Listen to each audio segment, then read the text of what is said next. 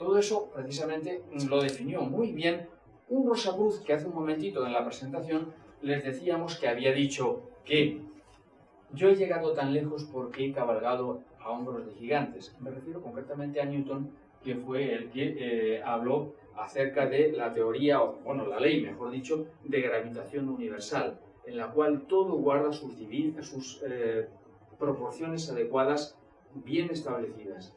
Eso mismo lo vemos no ya en el gran universo, sino en la partícula más pequeña que pueda haber, conocida como puede ser un átomo, compuesto, como les dije, de cargas energéticas que guardan entre ellas su proporción, formando sistemas planetarios en miniatura. Ese sistema planetario en miniatura, si nosotros ahora lo proyectáramos en el sentido contrario, nos encontraríamos con que forma un universo. Una de las definiciones rosacruces es que el ser humano es el duplicado microcósmico del macrocosmos. Es decir, el ser humano es un universo en pequeño.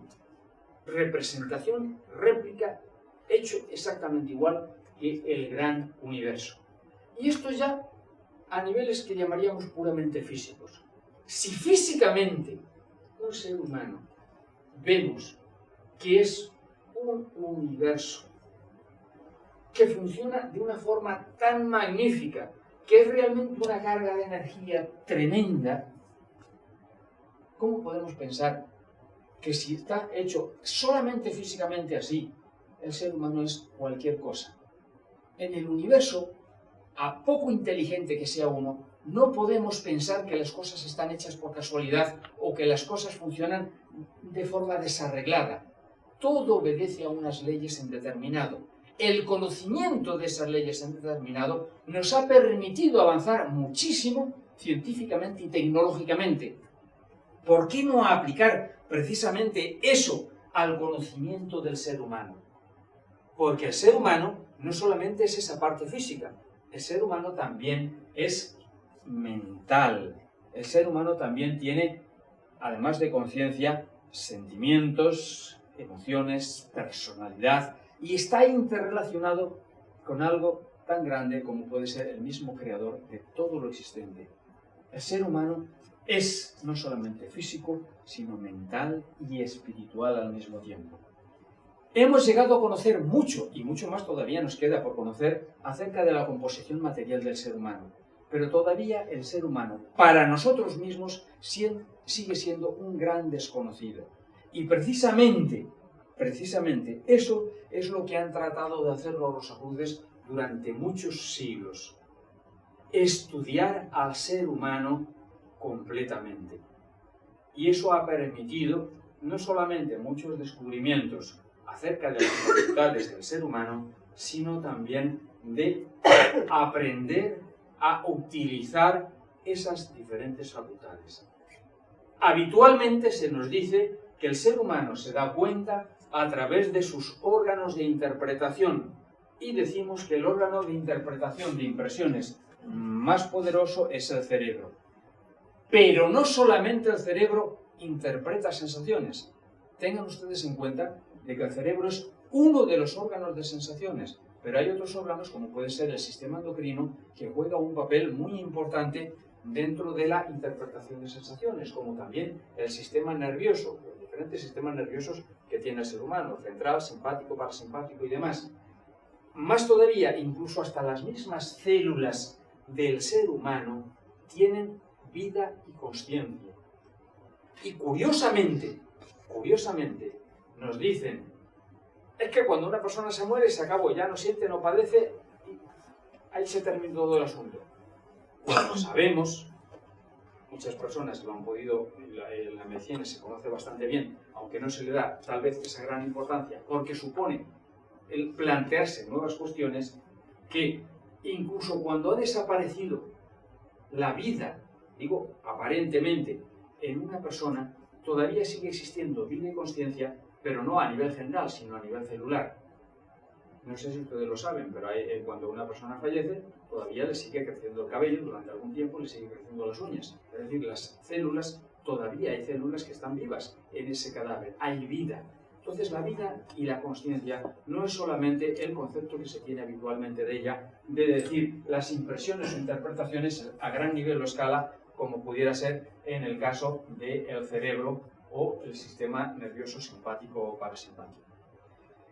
Hoy en día, en el que estamos utilizando muchísimo la informática, una de esas pruebas es que estamos ahora proyectando una serie de imágenes a través de un ordenador, lo cual hace unos años era impensable. Yo recuerdo dar conferencias hace 20 y 25 años con un proyector de diapositivas. Entonces se cogían un montón de diapositivas, se ponían en un carro y se iban echando. Hoy en día podemos poner eso mismo en un ordenador y poniéndolo además en un proyector de estos multimedia y podemos hacer verdaderas maravillas. Es decir, este era un inciso, que hoy en día, en la época en la que la informática juega un papel tan importante para nosotros, para nuestra vida, tenemos que empezar por decir, o tenemos que empezar por darnos cuenta que el ser humano no solamente tiene facultades que pueden medirse de una forma física, sino que también tiene otro tipo de facultades en los cuales tiene que ver mucho la mente, que están poco estudiadas por lo que llamaríamos la ciencia empírica actual, pero que sin embargo las escuelas de los misterios, entre los cuales la Orden de Cruz ocupa un papel muy importante, se han ocupado de forma intensiva durante siglos. Se nos dice que nosotros percibimos a través de 5 sentidos, que son el tacto, la vista, el oído, el olfato y el gusto.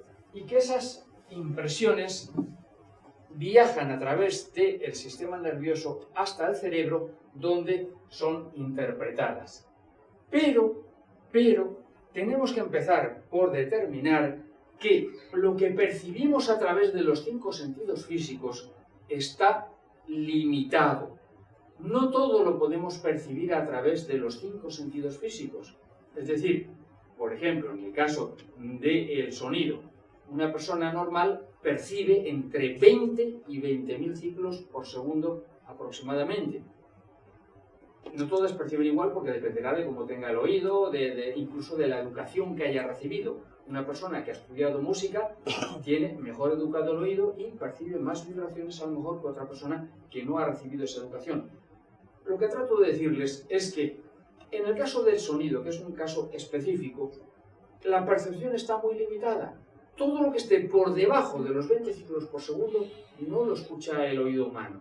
O todo lo que esté por encima de los 20.000 ciclos tampoco lo escucha el oído humano. Con lo cual vemos que los 5 sentidos físicos, por lo menos en el caso concreto del oído, no perciben todo lo que existe. Yo he escuchado decir en muchas cosas, cuando me pongo a hablar sobre estos temas, o en otras ocasiones que he dado conferencia, he escuchado decir a personas, yo solamente creo en aquello que veo. Y en el mismo momento en que una persona dice, yo solamente creo en aquello que veo, por muy grande que sea su currículum académico, me está diciendo, soy un ignorante que además tiene la mente muy cerrada. Porque no existe solamente lo que vemos. Hay muchas cosas que no vemos, pero existen.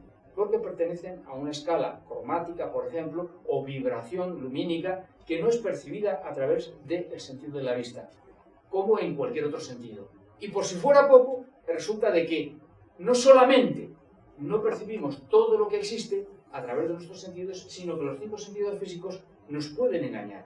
Por ejemplo, hablando de eso de que solamente debo creer en aquello que veo, al mirar estas líneas que ustedes aparecen aquí, que no son otra cosa que ilusiones ópticas, observarán que las líneas parece que por unos sitios se acercan y por otros se separan.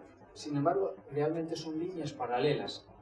Es decir, no hay más cercanía de aquí a aquí que de aquí a aquí, o de aquí a aquí que de aquí a aquí. Son líneas paralelas, pero las transversales que les están cruzando son los que hacen o producen un efecto óptico que nos engañan y nos hacen creer que realmente hay una diferenciación.